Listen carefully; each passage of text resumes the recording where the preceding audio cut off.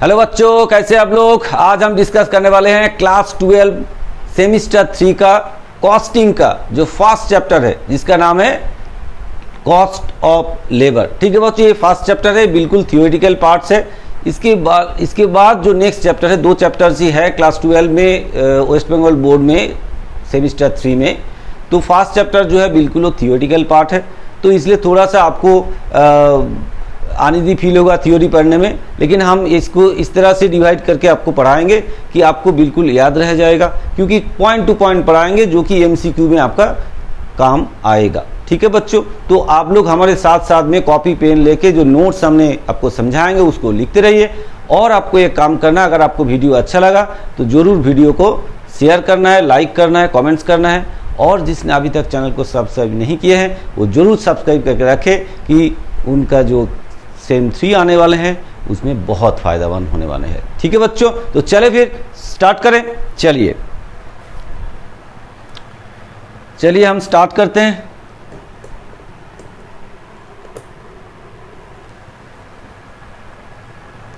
देखिए, cost of labour ऐसे कि हम लोग जो क्लास 11 में पढ़ चुके हैं उसमें जनरली मटेरियल के बारे में हमने पढ़ ली है। मटेरियल के बारे में जो साम्स वगैरह था वो भी हमने किए हैं। अब हम करेंगे कॉस्ट ऑफ लेबर, मतलब लेबर का जो कॉस्ट है उसको लेके हम डिस्कस करेंगे, क्योंकि प्रोडक्शन का जो कॉस्ट है, प्रोडक्शन कॉस्ट में जैसे कि मटेरियल एक इम्पॉर्टेंट पार्ट है, उसके साथ साथ लेबर भी एक इम्पॉर्टेंट पार्ट है।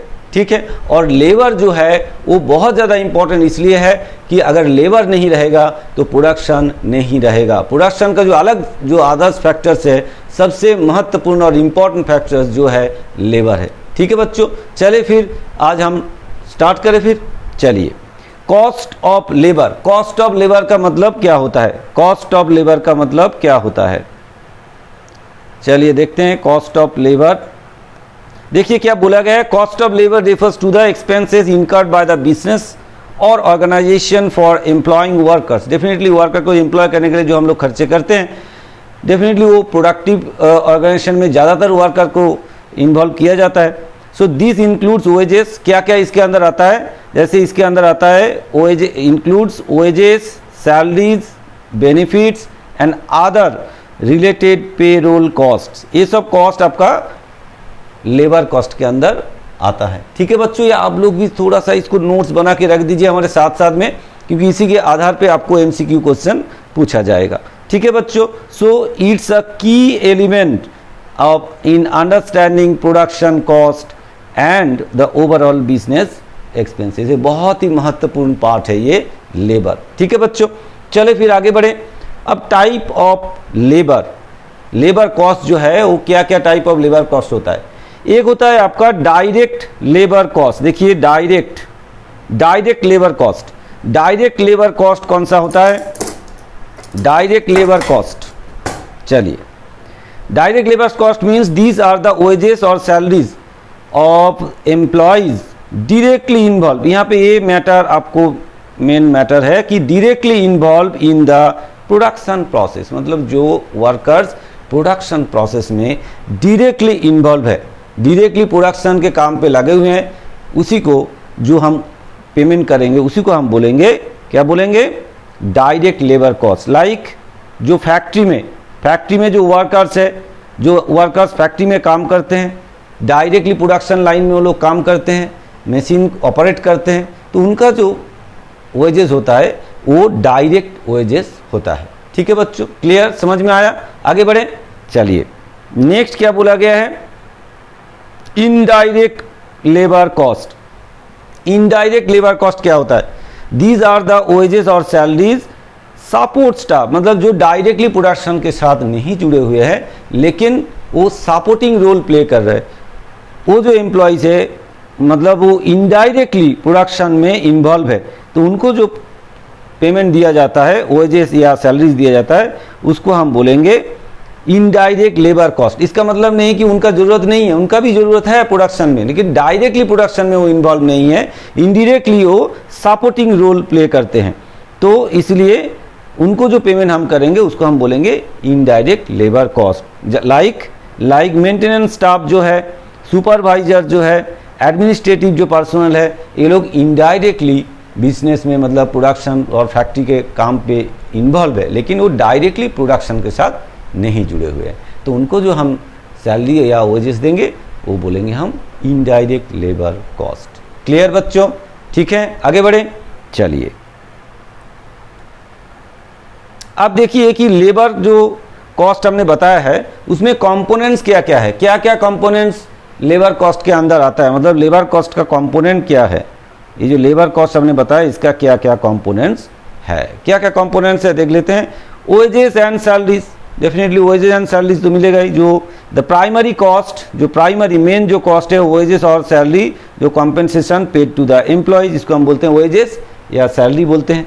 नेक्स्ट होता है एम्प्लॉयज को कुछ अदर्स बेनिफिट्स भी मिलता है, जैसे दिस इंक्लूड्स, क्या अदर्स बेनिफिट्स मिलता है देखिए, जैसे this includes like health insurance, जो एम्प्लॉयज़ है जो वर्कर है उसके लिए हेल्थ इंश्योरेंस ऑर्गेनाइजेशन बना देते हैं, एक्स्ट्रा बोनस दिया जाता है उनको, फिर रिटायरमेंट प्लान्स में कुछ उसको बेनिफिट दिया जाता है, पेड टाइम ऑफ, जब वो काम नहीं करते फिर भी उसको पेमेंट किया जाता है, other benefits provided by the employees, और भी कई सारे बेनिफिट्स एम्प्लॉयज़ को दिया जाता है, रहने के लिए कभी कभार मकान भी दिया जाता है, सस्ते में उसको रहने के लिए एकोमोडेशन दिया जाता है, अदर्स और भी कई सारे मेडिकल फैसिलिटीज़ वगैरह दिया जाता है। तो वो जितना कॉस्ट हमने उनके ऊपर बेयर करते हैं उसको हम बोलते हैं कंपोनेंट ऑफ लेबर कॉस्ट। ठीक है बच्चों, चलिए आगे बढ़े, समझ में आया? चलते हैं आगे। नाउ हम आते हैं कि importance of labour cost in costing. Costing में लेबर कॉस्ट कैलकुलेशन करने का क्या इंपॉर्टेंस है, क्या ज़रूरत है? बहुत ही ज़रूरत है। आप देखिए क्यों ज़रूरत है। फर्स्ट ऑफ ऑल देखिए, understanding labour cost is crucial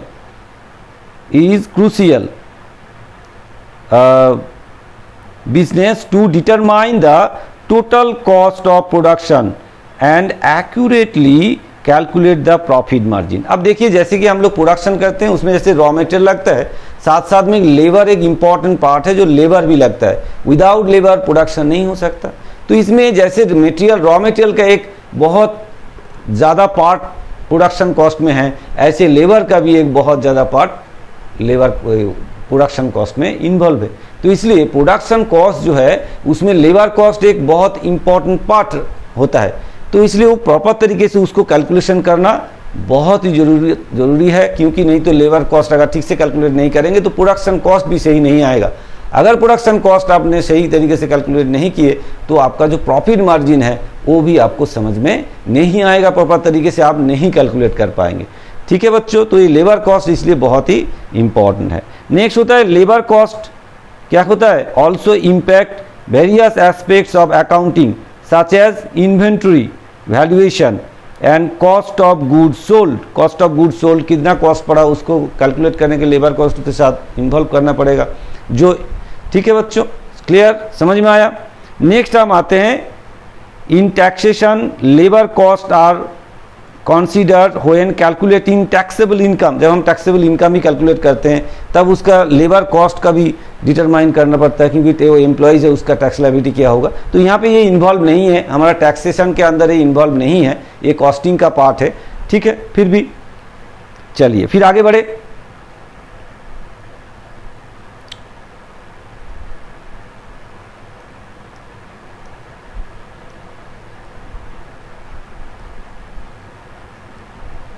now man power planning. Man power planning क्या होता है? मैन पावर प्लानिंग एक इम्पॉर्टेंट पार्ट है, क्योंकि ऑर्गेनाइजेशन में कितने एम्प्लॉयज़ वगैरह लगेगा, आगे जाके कितने एम्प्लॉयज़ लगेगा, कौन सा लेवल का एम्प्लॉयज़ लगेगा, एफिशिएंट, इनएफिशिएंट या सेमी एफिशिएंट, किस तरह का लोग का इम्पॉर्टेंट क्या ज़रूरत है, कितने सारे एम्प्लॉयज़ लगेगा, वो पहले से प्लानिंग करके रखना ज़रूरी है। ठीक है बच्चों, तब तो क्या होगा कि प्रोडक्शन आपका कंटिन्यू स्मूथली चलता रहेगा, नहीं तो फिर लेबर शॉर्टेज के कारण आपका प्रोडक्शन बंद हो सकता है। ठीक है, तो चलिए मैन पावर प्लानिंग क्या होता है? इट्स अ सिस्टमेटिक, क्या बोला गया है, it's a systematic process of determining current and future man power. मतलब अभी कितना लोग चाहिए और इन फ्यूचर में कितने एम्प्लॉयज़, कितना वर्कर चाहिए, उसको पहले से एक प्लानिंग करना पड़ता है। और रिक्वायरमेंट इवेल्यूटिंग अवेलेबल रिसोर्सेज, क्या क्या रिसोर्सेज अवेलेबल है उसके हिसाब से, and developing strategies to meet those needs. मतलब हमारा जो रिसोर्स है उसको काम पे लगाने के लिए कितना लेबर चाहिए, अभी कितना चाहिए और इन फ्यूचर कितना चाहिए, वो पहले से ही एक प्लानिंग करके रखना पड़ता है, उसी हिसाब से एम्प्लॉयज़ को रिक्रूट करना पड़ता है, तो पहले से आपको प्लान करना ज़रूरी है। ठीक है बच्चों, चले फिर आगे बढ़े। नाउ की aspects of man power planning. Man power planning की एस्पेक्ट्स, क्या क्या करना पड़ता है एक्चुअल में, क्या एस्पेक्ट्स है इसका। फर्स्ट ऑफ ऑल क्या करना पड़ता है, फोरकास्टिंग। फर्स्ट काम क्या होता है, फोरकास्टिंग। फोरकास्टिंग का मतलब क्या होता है, predicting future man power needs based on the organisational goals and projections. मतलब ऑर्गेनाइजेशन इन फ्यूचर गोल क्या है, उसका कितना प्रोडक्शन करना चाहते हैं इन फ्यूचर में, ऑर्गेनाइजेशन को और कितना बड़ा करना चाहते हैं, क्या ग्रोथ होगा ऑर्गेनाइजेशन का। जो ऑर्गेनाइजेशन का जो गोल है तो वो अचीव करने के लिए कितना एम्प्लॉयज़ का ज़रूरत पड़ेगा और किस लेवल का एम्प्लॉयज़ का ज़रूरत पड़ेगा, एफिशिएंट या इनएफिशिएंट या सेमी एफिशिएंट, किस तरह का एम्प्लॉयज़ का ज़रूरत पड़ेगा, वो पहले से आपको फोरकास्ट करना पड़ेगा। मतलब पहले से आपको एज्यूम करना पड़ेगा, पहले से देख लेना पड़ेगा, उसी के हिसाब से आपको फोरकास्ट कर लेना पड़ेगा। नेक्स्ट है इवैल्यूएशन। नेक्स्ट काम क्या होगा, evaluation. Assessing the current workforce skills and capabilities. आपका जो करेंट वर्कफोर्स है उसको पहले आप इवैल्यूएट कीजिए कि उसका कितना कैपेसिटीज़ है, क्या एफिशिएंसीज है और क्या स्किल्स है और कितना काम वो कर सकते हैं, तो उसी के हिसाब से आपको फ्यूचर प्लान करना पड़ेगा। नेक्स्ट होता है planning and strategy. Developing plans to address skill gaps and ensure adequate staffs. मतलब आपको पहले से आपको पता चल गया आपका जितना स्टाफ्स है उसका क्वालिटीज़ क्या है और कितना कैपेबिलिटीज़ है। अब आपको प्लान करना है आगे आपको जो प्रोडक्शन करना है, आपका जो गोल्स अचीव करना है, उसके लिए कितना और आपको एम्प्लॉयज़ वगैरह चाहिए और कितना क्या क्वालिटी का एम्प्लॉयज़ वगैरह चाहिए, वो पहले से आपको क्या करना पड़ेगा, प्लान करना पड़ेगा आप। ठीक है। नेक्स्ट आता है रिक्रूटमेंट एंड सिलेक्शन। जैसे आपका प्लानिंग हो गया भाई हमें इतना इतना लोग चाहिए, इतना क्वालिटी का लोग चाहिए, तो फिर आप प्रोसेस आपको शुरू करना है। जो लोग आपको रिक्रूट करना है वो रिक्रूटमेंट प्रोसेस जो है उसको आपको इम्प्लीमेंट करना है और स्ट्रैटेजिक अप्लाई करना है, लोगों को अट्रैक्ट करना है, करके फिर आपका इंस्टीट्यूट में, आपका ऑर्गेनाइजेशन में एम्प्लॉयमेंट जनरेट करना पड़ेगा। मतलब आपको वर्कर हायर करना पड़ेगा। नेक्स्ट क्या होगा, जैसे आपने एम्प्लॉय को हायर तो कर लिए हैं, फिर उनको क्या करना पड़ेगा, ट्रेनिंग की बंदोबस्त करना पड़ेगा। क्योंकि जो प्रोवाइडिंग अपॉर्चुनिटी आपने एम्प्लॉयज़ को दिए हैं तो उसका जो क्वालिटीज़ है उसको और अच्छा करने के लिए, उसका स्किल को और ज़्यादा एफिशिएंट करने के लिए आपको उसका ट्रेनिंग की बंदोबस्त करना पड़ेगा। ठीक है बच्चों, आया समझ में, क्लियर हुआ। चलिए अब देखो why is man power planning important. तो ऑर्गेनाइजेशन में मैन पावर प्लानिंग का क्या ज़रूरत है, क्यों मैन पावर प्लानिंग करना चाहिए, मतलब importance of man power planning. चलिए देखते हैं क्या इम्पोर्टेंस है। फर्स्ट ऑफ ऑल देखते हैं इंश्योरिंग एडिक्वेट स्टाफिंग। मतलब जितना स्टाफ आपको ऑर्गेनाइजेशन में चाहिए वो आपको इंश्योर करना होता है कि भाई इतना स्टाफ आपका ऑर्गेनाइजेशन में, उसी क्वालिटी का स्टाफ आपके पास अवेलेबल है। तो ये प्लानिंग आप पहले से करेंगे तो प्रॉपर तरीके से प्लानिंग होगा, तो टाइम टू टाइम आप रिक्रूटमेंट करके जो जगह खाली होगा आपका, उस खाली जगह को आप भर देंगे। तो जो जितना आपको एम्प्लॉयज़ चाहिए होगा वो हर टाइम आपका फुलफिल रहेगा और प्रोडक्शन आपका बरकरार रहेगा, प्रोडक्शन बंद नहीं होगा। ठीक है बच्चों, चले आगे। नेक्स्ट क्या बोला गया है, नेक्स्ट बोला गया ऑप्टिमाइजिंग रिसोर्स यूटिलाइजेशन। मतलब आपके पास जितने सारे रिसोर्सेज है, जो प्रोडक्शन सेटअप है, उसमें आप चाहेंगे मैक्सिमम प्रोडक्शन कर ले। अगर आप मैक्सिमम प्रोडक्शन करना चाहेंगे और जो एम्प्लॉयज़ को आप काम पे लगाएंगे उससे अगर मैक्सिमम काम करवाना चाहेंगे तो आपको प्रॉपर तरीके से एम्प्लॉयज़ जो है प्रॉपर काम पे लगाना पड़ेगा और प्रॉपर स्किलफुल पर्सन को प्रॉपर काम पे लगाना पड़ेगा, जो कि आपका ये मैन पावर प्लानिंग आपको हेल्प करेगा।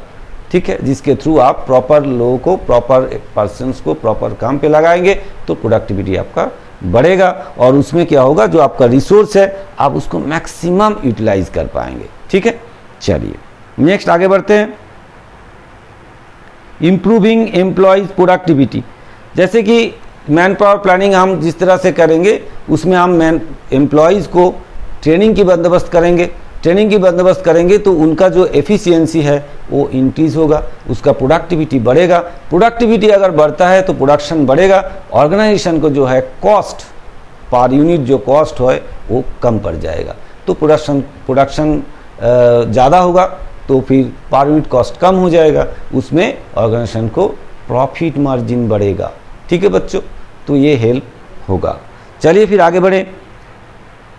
Facilitating organisation growth, organisational growth मतलब ऑर्गेनाइजेशन का अगर ग्रोथ चाहते हैं, ऑर्गेनाइजेशन को बड़ा करना चाहते हैं, आगे और ज़्यादा प्रोडक्शन करना चाहते हैं, तो प्रॉपर तरीके से मैन पावर प्लानिंग करके अगर हम काम करेंगे तो प्रोडक्टिविटी एम्प्लॉयज़ का बढ़ेगा। प्रोडक्टिविटी बढ़ेगा तो अर्निंग बढ़ेगा, मतलब प्रॉफिटेबिलिटी बढ़ेगा, तो डेफिनेटली ऑर्गेनाइजेशन का ग्रोथ भी होगा। ठीक है बच्चों, क्लियर। चलिए नाउ हम आएंगे अब मोशन स्टडी। मोशन स्टडी क्या होता है, व्हाट इज मोशन स्टडी। ठीक है, चलिए देखते हैं वो मोशन स्टडीज क्या है। Motion studies is the close observation of a workers body movements while performing A job. कोई भी काम अगर कोई एम्प्लॉयज़ करता है, कोई वर्कर जब काम करते हैं तो उसका बॉडी मूवमेंट जो है उसको स्टडी करने के लिए जो बंदोबस्त किया जाता है उसको हम बोलते हैं मोशन स्टडी। मतलब हम उसको ऑब्जर्व करते हैं कि एक एम्प्लॉय जब काम करते हैं बार बार उसका जो जगह चेंज होता है, मूवमेंट होता है, बॉडी का जो मूवमेंट होता है उसी को हम ऑब्जर्व करते हैं जब वो कोई काम करते हैं, मतलब कोई भी परफॉर्मेंस वो करते हैं। तो इट एनालाइज, ये हेल्प क्या करता है, it analyse how worker hands, legs and other body parts during the task, मतलब जो वो काम करते हैं उसका बॉडी पार्ट्स किस तरह से मूवमेंट करता है वो हम यहाँ से ऑब्जर्व करते हैं। नेक्स्ट क्या होता है, the goal is to identify, इसका गोल क्या है, तो identify and eliminate unnecessary inefficient movement. Actually इसका जो मेन गोल है मोशन स्टडी का ये है कि भाई अननेसेसरी मूवमेंट एम्प्लॉयज़ का, वर्कर्स का ना हो, क्योंकि अननेसेसरी अगर उसका मूवमेंट होता है तो उसमें टाइम वेस्ट होगा, तो उसमें प्रोडक्शन कम हो जाएगा, एम्प्लॉयज़ का प्रोडक्टिविटी भी कम हो जाएगा। ठीक है बच्चों, क्लियर। चलिए आगे बढ़े।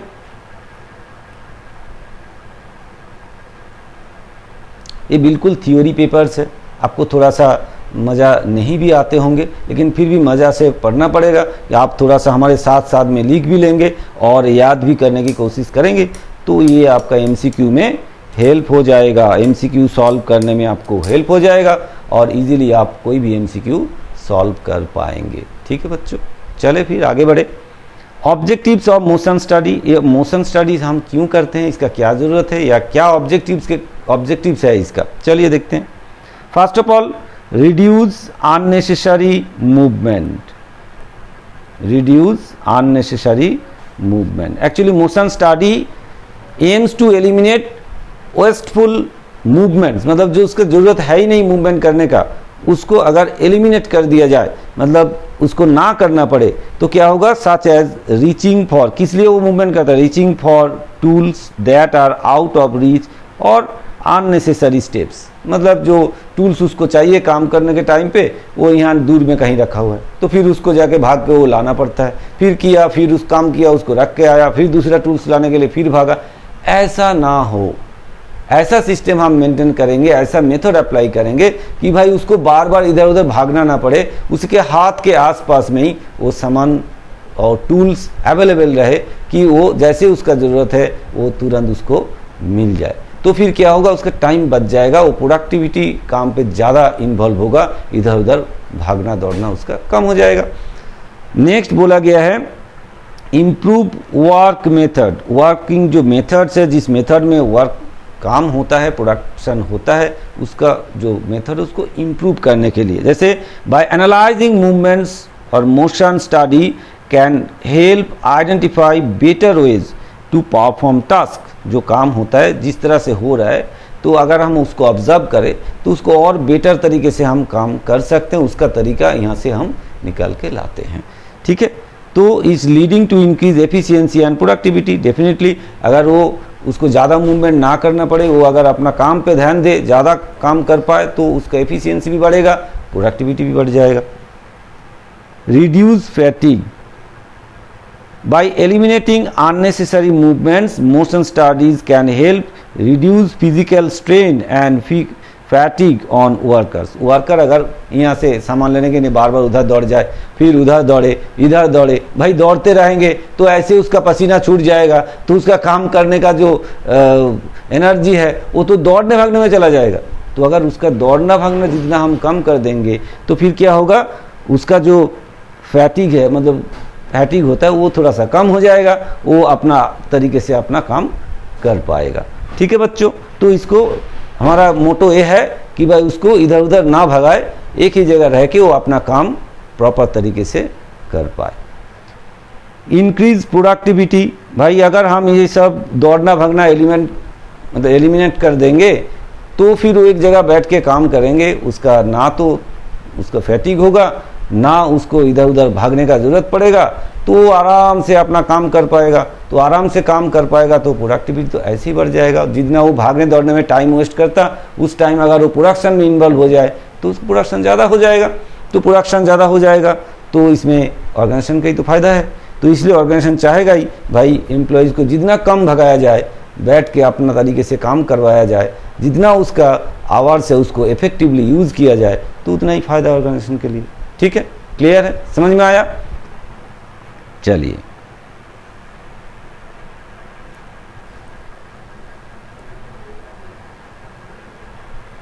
अब देखिए, बोला गया कि how motion study is used. हम मोशन स्टडी कैसे करवाते, कैसे मोशन स्टडीज होता है एक्चुअल में। फर्स्ट काम क्या होता है, ऑब्जर्वेशंस एंड एनालिसिस। पहले तो ऑब्जर्व करना है, कैसे? मैनेजर्स और experts observe the workers performing task and analyse their movements, often using tools like video recordings और motion pictures, identification motion pictures. ठीक है, तो क्या कैसे करते हैं? एक्चुअली मैनेजर्स लोग जो है, एक्सपर्ट जो ऑब्जर्वर्स जो है, वो वर्कर जब काम करते हैं, जो टास्क वो परफॉर्म करते हैं, तब एनालिसिस करके देखते हैं कि उसका मूवमेंट कैसे हो रहा है, किसके थ्रू, उसके वीडियो रिकॉर्डिंग करके। जब काम हो रहा है यहाँ पे एक कैमरा लगा दिया जाता है, फिर उसका वीडियो रिकॉर्डिंग किया जाता है, फिर उसको बाद में एनालिसिस करके देखा जाता है कि भाई एम्प्लॉयज़ को कोई काम के लिए बार बार इधर उधर कितना दौड़ना भागना पड़ रहा है, वो चीज़ एनालिसिस होता है। इसके बाद क्या होता है, आइडेंटिफिकेशन अननेसेसरी मूवमेंट। जैसे कि हमने वीडियो उसको देखा कि भाई देख रहा है कि एक व्यक्ति बार बार उधर जाते हैं, आते हैं, सामान लाते हैं, काम करते हैं, फिर उधर भागता है। ये अननेसेसरी इधर उधर जो भागना होता है, ये अननेसेसरी इधर उधर जो मूवमेंट होता है, उसको एलिमिनेट करना चाहिए। वो पहले आपको देखना पड़ेगा कि कौन सा अननेसेसरी है और कौन सा नेसेसरी है। कुछ ऐसा भी नेसेसरी होता है जिसमें जाना पड़ता है, लेकिन कुछ ऐसा भी है अननेसेसरी, उसको इधर उधर भागना पड़ता है। वो पहले वहाँ से आइडेंटिफाई कर लेना है। नेक्स्ट पार्ट में क्या आता है, डेवलपमेंट ऑफ इम्प्रूव मेथड्स। अब जैसे पता चल गया आपको अननेसेसरी जो इधर उधर भागना दौड़ना आपने पता चल गया, मूवमेंट आपको पता चल गया है, तो उसको रिमूव करके, उसको एलिमिनेट करके सही तरीके से बेटर वर्किंग मेथड्स अप्लाई करेंगे, जिसके थ्रू एम्प्लॉयज़ को ज़्यादा इधर उधर भागना ना पड़े, उसका बंदोबस्त करना पड़ेगा। मतलब एक मेथड अप्लाई करेंगे, मेथड डेवलप करेंगे, जिसके कारण एम्प्लॉयज़ को ज़्यादा मूवमेंट करना ना पड़े। ठीक है, नेक्स्ट क्या करना पड़ेगा, नेक्स्ट ट्रेनिंग एंड इम्प्लीमेंटेशन।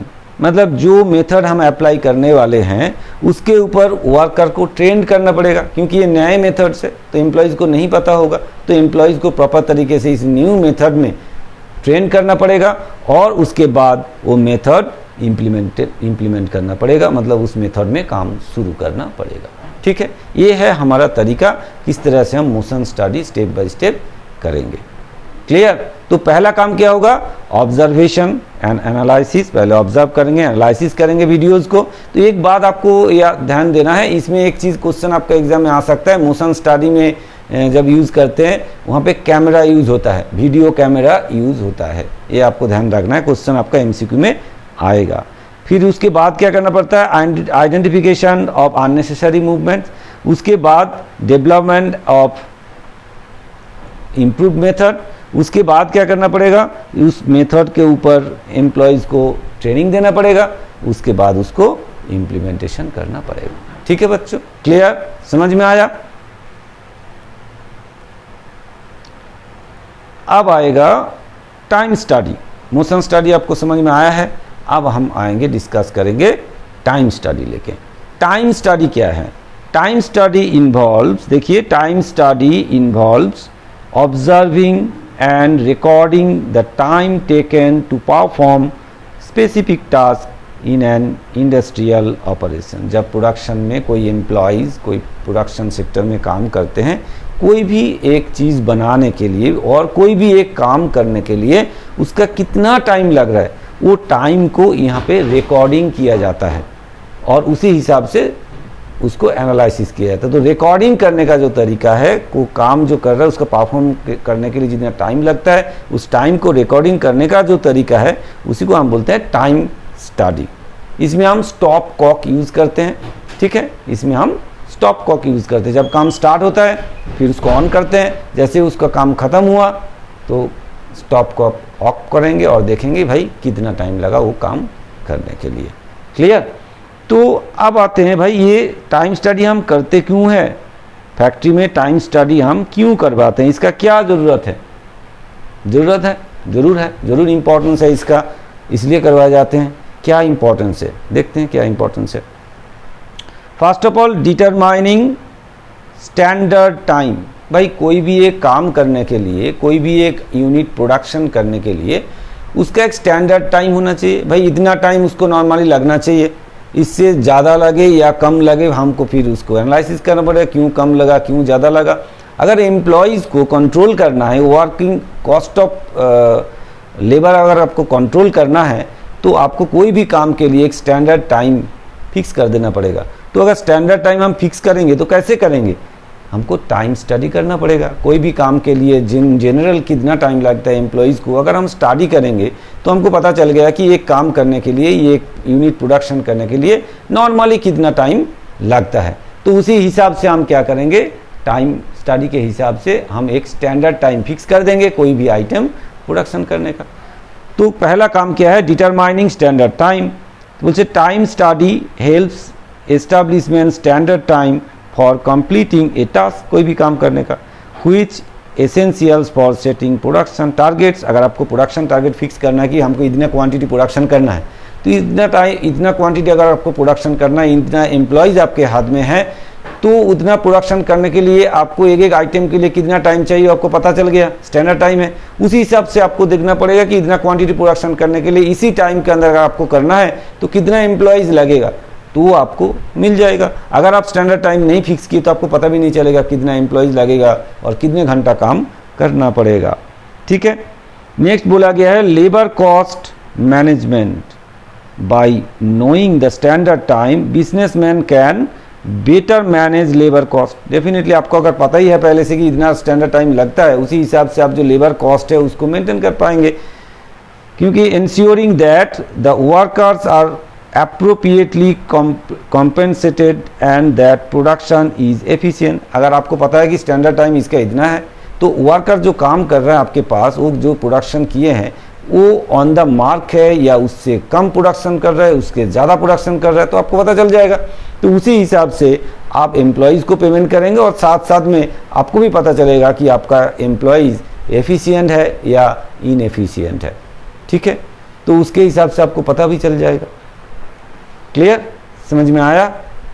चलिए अभी मोशन स्टडी का टेक्निक क्या है, क्या टेक्निक हम अप्लाई करते हैं मोशन स्टडी के लिए, चलिए देखते हैं। टाइम स्टडी कैसे होता है। फर्स्ट काम क्या होगा, observation. A time study involves observing workers performing task noting the time taken for each part of the process. मतलब कोई भी एक प्रोसेस का अगर काम होता है तो वही प्रोसेस में कितना टाइम एक एम्प्लॉय बिताते हैं, कितना टाइम लेते हैं काम करने के लिए, वो हम ऑब्जर्व करते हैं पहले, है ना। पहले हम ऑब्जर्व करेंगे, उसके बाद क्या करेंगे, रिकॉर्डिंग, उसको रिकॉर्ड करेंगे। The time taken for each task recorded, her task के लिए एक एम्प्लॉय का कितना टाइम लग रहा है वो हम रिकॉर्ड करके रखेंगे, यूजुअली यूजिंग ए स्टॉप वॉच, हम इसमें स्टॉप वॉच यूज़ करते हैं, ठीक है, और अदर टाइम रिकॉर्डिंग डिवाइस, और कोई भी टाइम रिकॉर्डिंग डिवाइस हम इसमें यूज़ करते हैं। तो करके पहले हम ऑब्जर्व करेंगे, उसके बाद वो टाइम को हम रिकॉर्ड करेंगे। नेक्स्ट काम क्या होगा, एनालिसिस। इसके बाद हम क्या करेंगे, the collected data is analysed to determine the standard time. जो डेटा हमने कलेक्ट किया है उसको एनालाइज करेंगे, एनालाइज करके टाइम डिटरमाइन करेंगे, considering factors like fatigue, rest period and other overall efficiency of the operations। तो इसमें हमको पता चल जाएगा कि एम्प्लॉयज़ का जो कुछ रेस्ट पीरियड चाहिए वो भी हमको पता चलेगा, किस तरह से हम उसको टाइम को बांटेंगे, और इस हिसाब से ओवरऑल जो एफिशिएंसी है वो हम कैलकुलेट कर पाएंगे। ठीक है बच्चों, क्लियर, समझ में आया?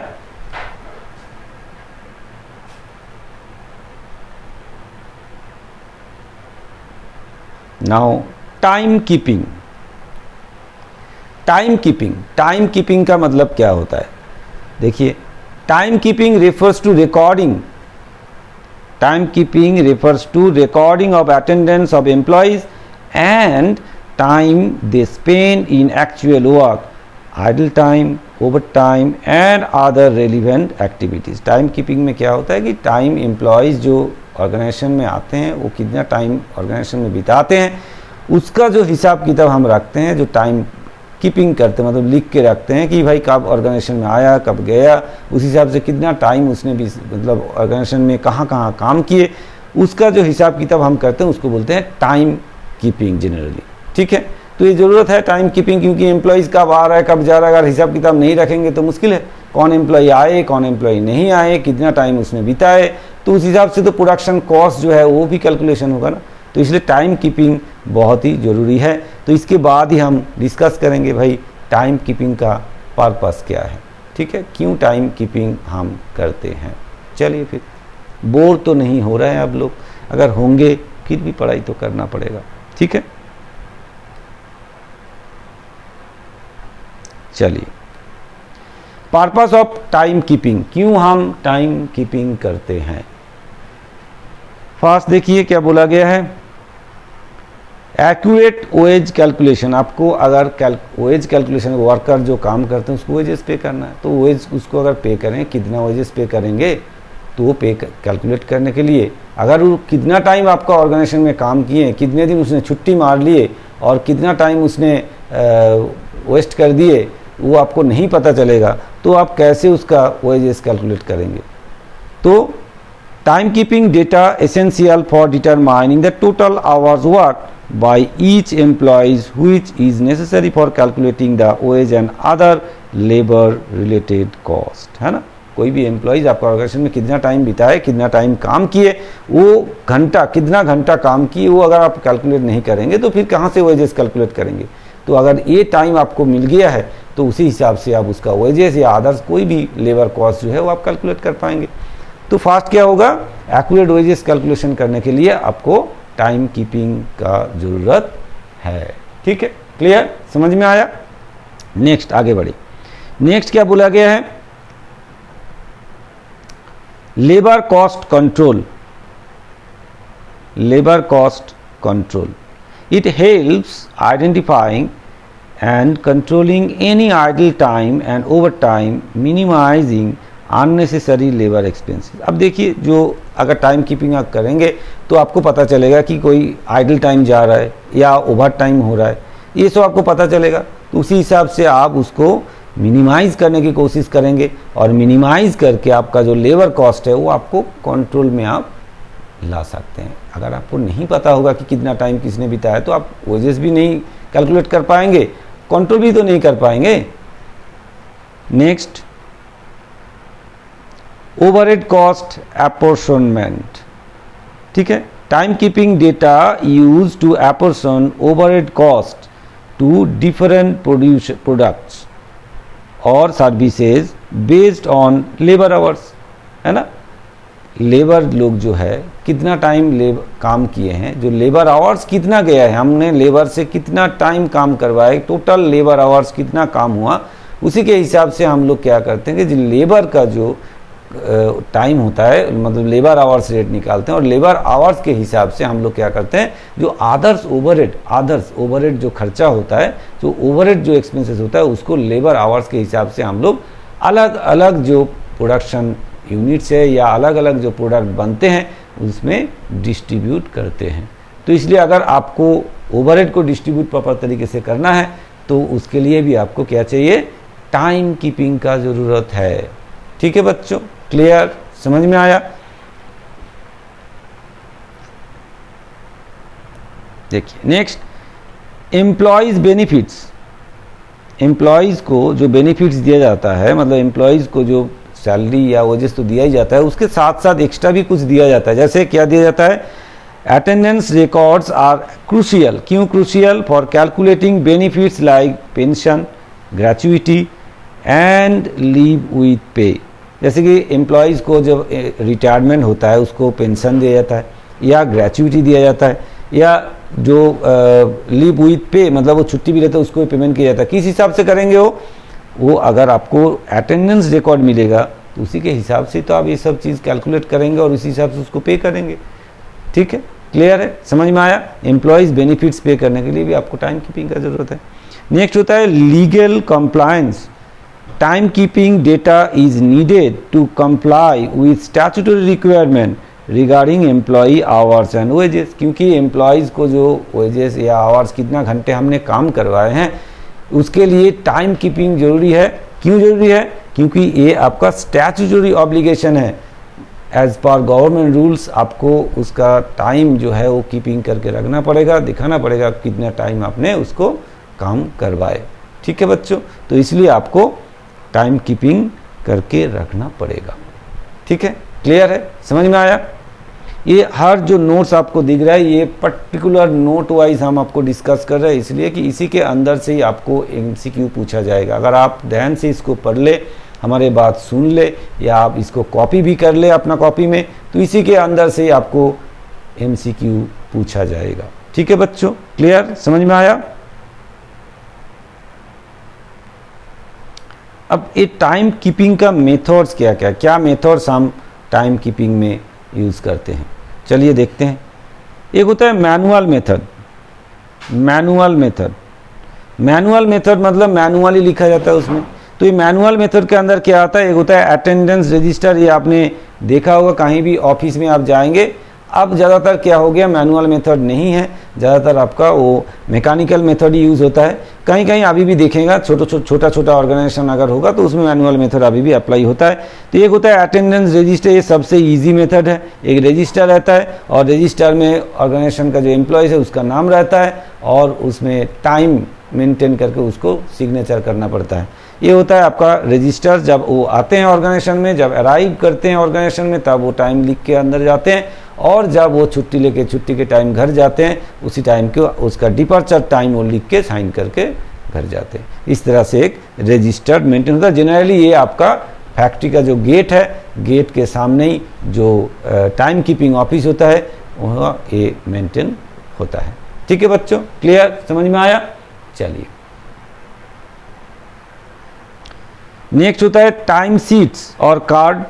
Employees record their daily or weekly work hours including start and time and the details of specific task performed। ये आपका एक कार्ड और सीट यूज़ होता है जिसमें एम्प्लॉयज़ अपना नाम धाम लिख के और उसका कितना टाइम उसने ऑर्गेनाइजेशन में रहा, वो कितना आवर्स रहा पर वीकली या डेली लिख के वो रखते हैं। ठीक है, ये होता है दो मैनुअल मेथड। अब हम आएंगे मैकेनिकल मेथड। चलिए मैकेनिकल मेथड्स में क्या क्या आता है, एक होता है टाइम क्लॉक। इसमें कैसे होता है ना, employees use a clock to punch in and out. जब आते हैं वो पंच करते हैं टाइम क्लॉक में, टाइम पंच हो जाता है उसका। जब वो घर जाते हैं उस टाइम पे फिर एक बार पंच करके जाते हैं तो वो उसका रिकॉर्ड हो जाते हैं, अटेंडेंस रिकॉर्ड आ जाते हैं, कौन सा टाइम में उसने ऑर्गेनाइजेशन में मतलब अराइव की और कौन सा टाइम में उसने डिपार्चर हुआ, वो आपका उसमें रिकॉर्ड हो जाते हैं ऑटोमेटिकली। नेक्स्ट होता है बायोमेट्रिक सिस्टम। अभी जो चल रहा है वो बायोमेट्रिक सिस्टम ही चल रहा है, क्योंकि बाकी जो सिस्टम है उसमें एम्प्लॉयज़ थोड़ा सा इधर उधर करने का मौका उसको पास था, वो कर सकते थे, लेकिन बायोमेट्रिक सिस्टम में वो नहीं कर पाए क्योंकि इसमें यूटिलाइज फिंगर प्रिंट्स और face recognition for accurate attendance tracking, reducing the risk of time manipulation. कोई भी ऐसे रजिस्टर में आया, अंदर फैक्ट्री के अंदर आए 9 बजे, लिख दिए 7 बजे, फिर जा रहा है जब 4 बजे चले गए और लिख के चले गए हम 8 बजे गए। तो इस तरह से जो मैनिपुलेशन यहाँ पे होने का कोई चांस नहीं है, क्योंकि और भी ऐसे भी हो सकते दूसरा कोई एम्प्लॉय से लिखवा सकते हैं, वो भी यहाँ पे चांस नहीं है कि जो एम्प्लॉय जिस टाइम पे आया उस टाइम पे उसका फिंगर प्रिंट्स देना पड़ेगा या फेस डिटेक्टर रहेगा, तो वही व्यक्ति उसी टाइम पे गया, वो टाइम भी रिकॉर्ड हो जाएगा। तो इसलिए यहाँ से ये जो सिस्टम है, बायोमेट्रिक सिस्टम है, ये सबसे बेहतर सिस्टम है जो कि हर ऑर्गेनाइजेशन में, अब बड़े ऑर्गेनाइजेशन में यही मेथड अप्लाई होता है, क्योंकि इसमें एक्यूरेसी बिल्कुल रहता है और जो एम्प्लॉय है खुद उसी ने ये टाइम की मतलब अपना ऑफिस में आया, ये श्योर हो पाते हैं। ठीक है बच्चों, तो ये सिस्टम मेंटेन होता है। क्लियर, समझ में आया? ठीक है, चलिए फिर आगे बढ़ी।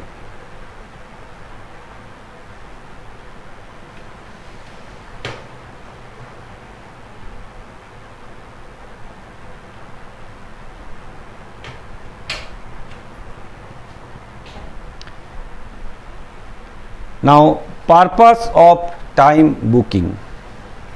टाइम बुकिंग का क्या पर्पस है? आपने टाइम कीपिंग अपने अभी तक समझ में आया होगा आपको। अब हम आएंगे, डिस्कस करने वाले हैं कि टाइम बुकिंग का क्या पर्पस है, टाइम बुकिंग हम क्यों करते हैं, टाइम बुकिंग है क्या एक्चुअल में। टाइम बुकिंग का मतलब होता है कोई लेबर, जैसे कोई एम्प्लॉयज़ ऑर्गेनाइजेशन में प्रवेश किए, उसके बाद वो कोई भी पर्टिकुलर काम पे वो लगेगा। अलग अलग जॉब हो सकता है, कोई एम्प्लॉई एक ही जॉब में पूरा दिन काम नहीं भी कर सकता, अलग अलग जॉब में भी काम कर सकते हैं। तो जैसे एम्प्लॉई आके पर्टिकुलर कोई काम पे, अगर काम पे वो ज्वाइन करते हैं, तो उस काम पे कितना टाइम उसने बिताया, पर्टिकुलर कोई प्रोसेस में उसने कितना टाइम बिताया, उसका हिसाब किताब लिखने का जो तरीका है उसको हम बोलते हैं टाइम बुकिंग। पर्टिकुलर कोई जॉब में उसने कितना टाइम बिताया वो लिखने का जो सिस्टम है उसको हम बोलेंगे time booking.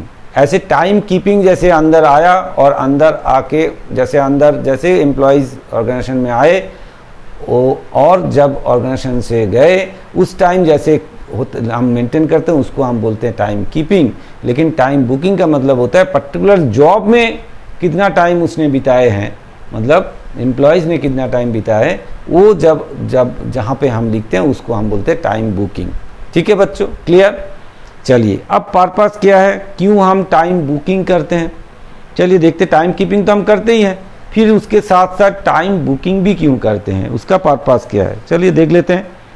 First of all देखिए, cost calculation, time keeping and time booking, time keeping भी है साथ साथ में time booking are essential for determining the direct labour cost which are a key component of product और services।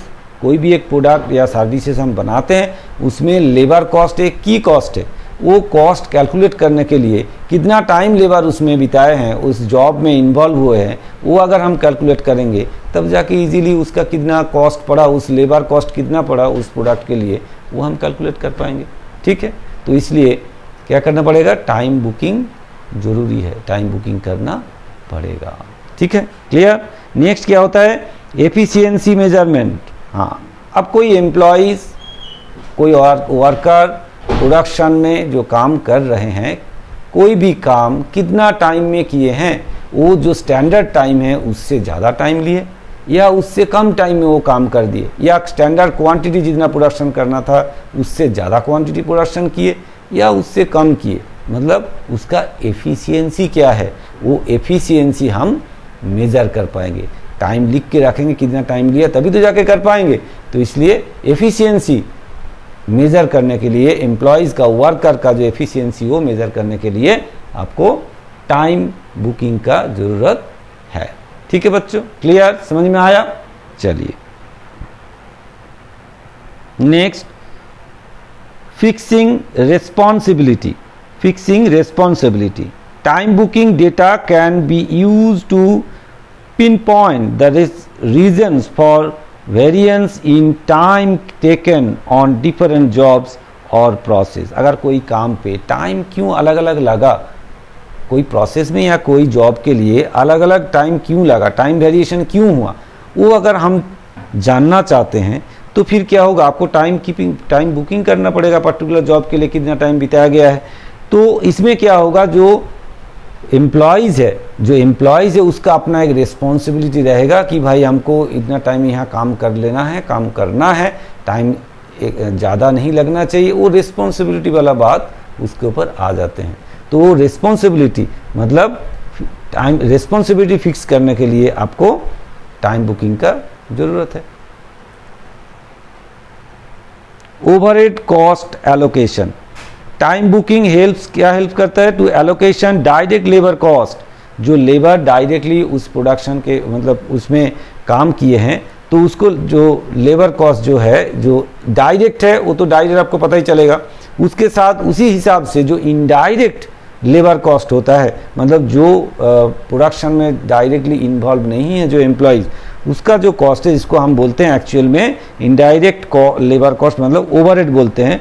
To different jobs और department, direct labour जितना hours जिस department में काम हुआ है उसी के हिसाब से एक्चुअल में इनडायरेक्ट लेबर या ओवरहेड कॉस्ट जो है उसी प्रोपोर्शन में डिवाइड किया जाता है। अगर हम टाइम प्रॉपर तरीके से बुकिंग नहीं करेंगे वर्कर का, कौन सा जॉब में कितना टाइम लेके उसने किया है, तो हमको नहीं मिलेगा ना वो टाइम कितना किसने बिताया, कि डायरेक्ट लेबर टाइम कितना गया, कितना कॉस्ट हुआ, उसके नहीं मिलेगा, तो हम कैलकुलेट नहीं कर पाएंगे। ठीक है बच्चों, क्लियर, समझ में आया। नेक्स्ट होता है आइडल टाइम और ओवर टाइम, मतलब एम्प्लॉयज़ कितना टाइम आइडली मतलब ऑर्गेनाइजेशन में आए और बिना काम के बैठे रहे, वो कैलकुलेट करने के लिए, जिसको हम बोलते हैं आइडल टाइम, वो कैलकुलेट करने के लिए time booking and time keeping, इन दोनों का जो अंतर है उस अंतर के हिसाब से मतलब डिफरेंस के हिसाब से हम कैलकुलेट कर लेते हैं। तो उसके लिए क्या करना पड़ेगा, टाइम बुकिंग के साथ साथ टाइम कीपिंग के साथ साथ टाइम बुकिंग भी करना पड़ेगा, क्योंकि आइडल टाइम का मतलब क्या होता है, time keeping minus time booking, मतलब ऑर्गेनाइजेशन में एम्प्लॉयज़ कितना टाइम रहा और कितना टाइम उसने कोई काम पे इन्वॉल्व रहा, इन दोनों का जो डिफरेंस होता है उसी को हम बोलते हैं आइडल टाइम। वो आइडल टाइम कैलकुलेट करने के लिए time keeping and time booking का ज़रूरत है। साथ साथ में जितना टाइम ऑर्गेनाइजेशन में एम्प्लॉयज़ को देना था उससे ज़्यादा टाइम उसने अगर काम किए हैं, जिसको हम बोलते हैं ओवर टाइम, वो ओवर टाइम कैलकुलेट करने के लिए भी टाइम बुकिंग का ज़रूरत है। ठीक है, क्लियर है, समझ में आया। चलिए नाउ ये जो टाइम कीपिंग या टाइम बुकिंग हमने बताया, टाइम बुकिंग आपको बताया, टाइम बुकिंग होता कैसे, क्या क्या मेथड हम अप्लाई करते हैं टाइम बुकिंग के लिए। ठीक है, टाइम बुकिंग के लिए क्या क्या मेथड अप्लाई करते हैं। फर्स्ट ऑफ ऑल डेली और वीकली टाइम शीट्स, मतलब एम्प्लॉयज़ को डेली जो काम होता है, कितना टाइम उसने किस काम पे लगाए हैं, उसके लिए डेली का एक सीट या वीकली एक सीट डिफरेंट जॉब के लिए अलग अलग सीट के हिसाब से उसको बनाया जाता है, जिसमें हम ट्रैक कर पाते हैं कि भाई कौन सा जॉब में एम्प्लॉयज़ कितना टाइम लगाए हैं। जैसे क्या बोला गया, दीज आर यूज, क्या कहाँ यूज होता है, use to track time spend by employees on different jobs और activities during a specific period, मतलब एक स्पेसिफिक पीरियड में, जैसे दिन में 8 घंटा, उसने 8 घंटा कौन सा काम में उसने कितना टाइम लगाया, कौन सा प्रोसेस में, कौन सा जॉब में उसने कितना टाइम बिताए हैं, वो एक सीट रहता है, वो सीट में लिख के बिल्कुल अपना नाम धाम जो भी है वो लिख के उसका हिसाब किताब देते हैं, भाई इतना ये जॉब में हम इतना टाइम बिताए, ये जॉब में इतना टाइम बिताए, टोटल टाइम हमने इतना बिताए। ठीक है, वो अपना बना के देते हैं। नेक्स्ट, जैसे वो टाइमली, जैसे डे वाइज या वीकली, हफ्ते में भी एक बार वो बना के पूरा हफ्ता का हिसाब किताब दे सकते हैं। और एक मेथड है job card system, these are use to record the time spend on specific job, particular job में कितना टाइम उसने दिए हैं, और task allowing for accurate allocation of labour cost to different projects. अलग अलग प्रोजेक्ट्स में लेबर कॉस्ट कितना लगा वो कैलकुलेट करने के लिए हमको ये चाहिए। उसको टाइम कार्ड, एक जॉब कार्ड दिया जाता है, जो जॉब कार्ड में उसका लिखा रहता है भाई कितना कितना टाइम उसने कौन सा जॉब के लिए बिताया है। उसके हिसाब से हम उसका भी सैलरी या वेजेस कैलकुलेट करते हैं, और साथ साथ में जो जॉब है, पर्टिकुलर जॉब या पर्टिकुलर प्रोजेक्ट्स है, उसका कितना लेबर कॉस्ट पड़ा है वो हम इजीली कैलकुलेट कर पाते हैं।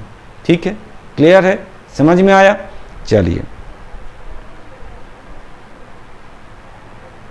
नेक्स्ट हम आते हैं आइडल टाइम। आइडल टाइम क्या होता है? आप पहले आपको बताया है आइडल टाइम एक्चुअली होता क्या है।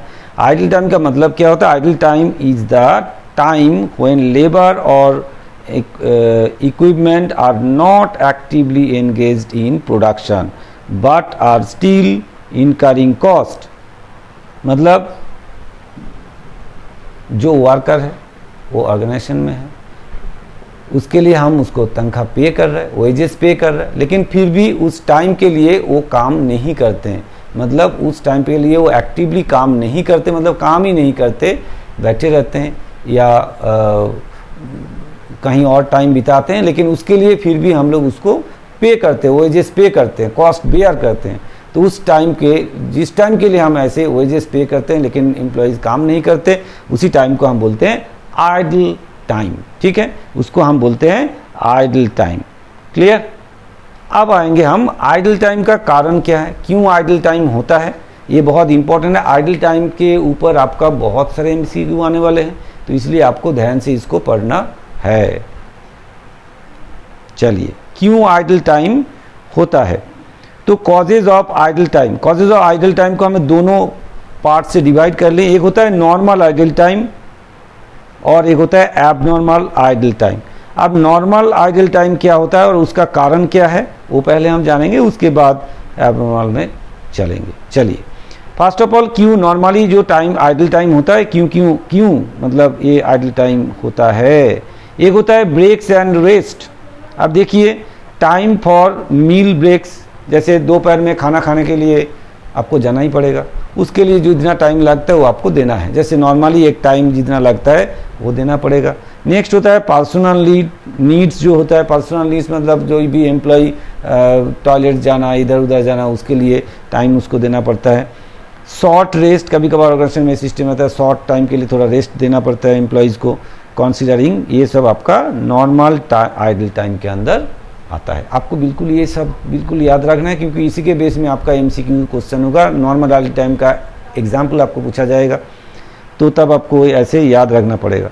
नेक्स्ट होता है travel time, time spend for travelling between different work areas with in the factory. मतलब आप फैक्ट्री के अंदर आए, एक फैक्ट्री से एक जॉब से फिर आप निकाल के दूसरे जॉब में आप गए, जॉब मतलब दूसरे प्रोजेक्ट काम पे गए फैक्ट्री के अंदर ही, एक जगह से दूसरे जगह काम के लिए। या तो आप जैसे फैक्ट्री गेट से अंदर आए, उसी समय से फैक्ट्री के जो जॉब जहाँ पे आप काम करेंगे वहाँ जाने के लिए जितना टाइम वेस्ट होगा, ये भी आपका ये आइडल टाइम के अंदर आते हैं। क्लियर? ये आपका आइडल टाइम के अंदर आता है। नेक्स्ट होता है मशीन सेटअप, जब प्रोडक्शन होता है, जैसे time require for setting up machinery for new job और टास्क, नए कोई जॉब या टास्क करने के लिए मशीन को पहले सेटअप करना पड़ता है, फिर उसको मशीन को चलाएंगे। तो मशीन सेटअप करने के लिए जो टाइम लगता है, नॉर्मली जो टाइम लगता है, उसके लिए भी आपको टाइम वेस्टेज होगा, वो भी आपका ये नॉर्मल आइडल टाइम होता है। नेक्स्ट होता है waiting of material for materials, time spend for waiting of raw material parts और कंपोनेंट्स अराइव और बिकम अवेलेबल। जैसे नॉर्मल टाइम लगता है कोई रॉ मटेरियल जहाँ से जिसके थ्रू जिसके मतलब प्रोडक्शन के लिए जो रॉ मटेरियल है उसको आने में थोड़ा सा टाइम लगता है, मतलब नॉर्मली जो प्रोसेस का टाइम जो लगता है उस हिसाब से वो टाइम आपको स्पेंड करना पड़ता है, उस टाइम आपको वेट करना पड़ता है, वो टाइम भी आपका आइडल जाता है। लेकिन वो नॉर्मल आइडल टाइम है, वो नॉर्मली ऐसा होता ही है, नॉर्मली इतना लगता ही है। नेक्स्ट होता है वेटिंग फॉर अदर ऑपरेशंस, जैसे कि time spend waiting for the completion of other process, एक प्रोसेस से दूसरे प्रोसेस से जब जाते हैं, एक प्रोसेस का काम खत्म होके फिर दूसरे प्रोसेस में जाने के लिए थोड़ा बहुत वक्त लग जाता है, थोड़ा टाइम लग जाता है, वो टाइम के लिए जो आपको वेट करना पड़ता है वो भी आपका नॉर्मल आइडल टाइम के अंदर आता है। लेकिन ये जो आइडल टाइम जा रहा है इसके लिए एम्प्लॉयज़ को पे ज़रूर करना पड़ता है। ऐसा नहीं है कि भाई आइडल टाइम गया पे नहीं किया, ऐसा नहीं है, उसको पे ज़रूर करते हैं हम लोग, फिर भी ये टाइम उसका वेस्टेज होता है। ये नॉर्मल है, ये नॉर्मली होता रहता है। अब हम आएंगे abnormal idle time. Abnormal idle time क्या होता है, चलिए देखते हैं एबनॉर्मल आइडल टाइम क्या होता है। मशीन ब्रेकडाउन्स, जैसे मशीन्स कभी अचानक ब्रेकडाउन हो गया, अगर मशीन ब्रेकडाउन हो गया तो फिर प्रोडक्शन बंद रहेगा, एम्प्लॉयज़ आइडल रहेगा, उसको मशीन को रिपेयर करने के लिए जितना टाइम लगेगा उतना टाइम एम्प्लॉयज़ को बैठे रहना पड़ेगा। ये आपका एबनॉर्मल आइडल टाइम है, ठीक है, क्योंकि ये नॉर्मली नहीं होता है, ये इसको हम बोलते हैं एबनॉर्मल आइडल टाइम। नेक्स्ट होता है पावर फेलियर्स। अगर पावर फेलियर हो गया, करंट चला गया, अगर डिस्ट्रप्शन ऑफ पावर फेलियर हो गया, पावर सप्लाई हो गया, तो ऐसे ही प्रोडक्शन बंद रहेगा, क्योंकि इक्विपमेंट नहीं चलेगा, मशीनरीज नहीं चलेगा, काम नहीं हो पाएगा, एम्प्लॉयज़ को बैठे रहना पड़ेगा। लेकिन ये आपका नॉर्मल नहीं है, ये एबनॉर्मल है, तो इसको एबनॉर्मल आइडल टाइम बोलेंगे। मटेरियल शॉर्टेज, अगर प्रोडक्शन के लिए जो मटेरियल है वो मटेरियल रॉ मटेरियल अगर शॉर्टेज हो गया, उसके कारण एम्प्लॉय बैठे हैं, प्रोडक्शन नहीं हो पा रहा है क्योंकि मटेरियल रॉ मटेरियल शॉर्टेज है, इसके कारण अगर आपका टाइम वेस्ट होता है उसको हम बोलेंगे, क्या बोलेंगे, एबनॉर्मल आइडल टाइम। ठीक है बच्चों, क्लियर, समझ में आया। नेक्स्ट आपका होता है कि अगर बाई चांस स्ट्राइक हो जाते हैं, बाई चांस स्ट्राइक हो जाता है, स्ट्राइक लेबर स्ट्राइक हो जाता है, अगर लेबर स्ट्राइक हो जाता है तो लेबर स्ट्राइक के कारण आपका प्रोडक्शन बंद रहेगा, लेबर लोग काम नहीं करेगा, प्रोडक्शन बंद रहेगा, तो the time loss due to the industrial action और work that is also, production बंद करके रखेगा तो आपका टाइम वेस्टेज हो जाएगा, ये भी आपका एबनॉर्मल आइडल टाइम है। नेक्स्ट आपका आता है अनएक्सपेक्टेड पर्सनल इवेंट्स, जैसे employees absence due to unforeseen reason, है ना, कोई कारण कोई एम्प्लॉय ऑर्गेनाइजेशन में नहीं आए, अगर एम्प्लॉयज़ का एब्सेंट हुआ एम्प्लॉयज़ तो प्रोडक्शन बंद रहेगा, उसके लिए क्या होगा, आपका समय नष्ट होगा, तो वो जो टाइम वेस्टेज होगा उसको हम बोलेंगे एबनॉर्मल आइडल टाइम। नेक्स्ट क्या है, एडमिनिस्ट्रेटिव इश्यूज, जैसे पुअर प्लानिंग ठीक से नहीं किए तो इसलिए क्या हुआ, मटेरियल का शॉर्टेज हो गया, टाइम पे जो प्रोडक्शन प्लानिंग किया उस हिसाब से हमने मटेरियल का प्लानिंग नहीं किए तो प्रोडक्शन बंद रहेगा, मटेरियल शॉर्टेज हो गया तो प्रोडक्शन बंद रहेगा। और ए शेड्यूलिंग और work flow leading to delays, मतलब प्लानिंग अगर ठीक से नहीं करेंगे तो अलग अलग कारण आपका प्रोडक्शन क्या होगा, बंद रहेगा या डिले होगा, उसके कारण आपका टाइम वेस्ट होगा, जिसको हम बोलेंगे एबनॉर्मल आइडल टाइम। क्लियर, समझ में आया, क्लियर हुआ। चलिए, और ज़्यादा नहीं है, और 2-5 मिनट हम लेंगे, बस ये चैप्टर को हमने ख़त्म कर देंगे। एक ही देखिए, अभी एक ही क्लास में हम पूरा चैप्टर ख़त्म किए, थोड़ा टाइम, ये वीडियोस जो है थोड़ा सा लंबा है, लेकिन इसके अंदर आपका पूरा चैप्टर हमने ख़त्म कर दिए। ठीक है, चलिए, और थोड़ा सा बाकी है, उसको हम डिस्कस करेंगे और आपसे हम छुट्टी लेंगे। चलिए, कॉस्टिंग ट्रीटमेंट क्या होगा, अगर जो हमने अभी नॉर्मल आइडल टाइम या एबनॉर्मल आइडल टाइम के लिए बताया आपको, तो उसका कॉस्टिंग में कैसे उसको ट्रीटमेंट किया जाएगा उसके बारे में अब हम देखेंगे। चलिए, कैसे करेंगे इसको ट्रीटमेंट, नॉर्मल आइडल टाइम जो है उसको कैसे ट्रीटमेंट करेंगे, नॉर्मल आइडल टाइम जो है उसको कैसे करेंगे। The cost of normal idle time is often included in the total cost of production. Cost of production, जो टोटल कॉस्ट ऑफ प्रोडक्शन हम कैलकुलेट करते हैं, उसमें नॉर्मल टाइम के लिए, जो नॉर्मल आइडल टाइम के लिए जितना वेस्टेज होता है, जितना पैसा लगता है, कॉस्ट लगता है, उसी के साथ हम जोड़ देते हैं, और either the part of the direct labour cost और मैन्युफैक्चरिंग कॉस्ट के अंदर हम इसको जोड़ देते हैं, डायरेक्ट लेबर कॉस्ट के साथ या मैन्युफैक्चरिंग कॉस्ट के साथ हम इसको जोड़ देते हैं, ऐसे नॉर्मल कॉस्ट के हिसाब से। लेकिन जो एबनॉर्मल आइडल टाइम होता है उसको कैसे ट्रीट करते हैं, the cost of abnormal idle time, देखिए cost of abnormal idle time जो होता है is typically treated as period cost और charge to the costing profit and loss account. Actually हम क्या करते हैं, इस पीरियड का, उस ईयर का जो एबनॉर्मल आइडल टाइम के लिए जितना कॉस्ट पड़ता है, कितना लॉस होता है, वो हम directly costing profit and loss account में चार्ज करते हैं, ना तो वो हम कॉस्ट ऑफ प्रोडक्शन के साथ जोड़ते हैं। कॉस्ट ऑफ प्रोडक्शन के साथ हम नहीं जोड़ते एबनॉर्मल आइडल टाइम का जो कॉस्ट होता है उसका कॉस्ट हम costing profit and loss account में चार्ज करते हैं, उसको हम कॉस्ट ऑफ प्रोडक्शन के साथ नहीं जोड़ते हैं। आपको बिल्कुल ध्यान पे रखना है, याद रखना है, यहाँ से एमसीक्यू क्वेश्चन जरूर आएगा। Not the part of the production cost. जो एबनॉर्मल आइडल टाइम का कॉस्ट है वो प्रोडक्शन कॉस्ट का पार्ट नहीं है, वो profit costing profit and loss account में चार्ज किया जाता है एज अ लॉस। ठीक है, ये एज अ लॉस के हिसाब से। और जो नॉर्मल टाइम का, नॉर्मल आइडल टाइम का जो लॉस है उसको हम क्या करते हैं, प्रोडक्शन कॉस्ट के साथ, मैन्युफैक्चरिंग कॉस्ट के साथ जोड़ देते हैं। ठीक है बच्चों, ये आपका चैप्टर हमने थोड़ा समराइज करके जो इम्पॉर्टेंट पार्ट है, जो क्वेश्चन आपका एमसीक्यूज में आएगा उसके रिलेटेड जो है उसको बिल्कुल हम समराइज करके आपको समझाएं। आपको ज़रूर समझ में आया होगा।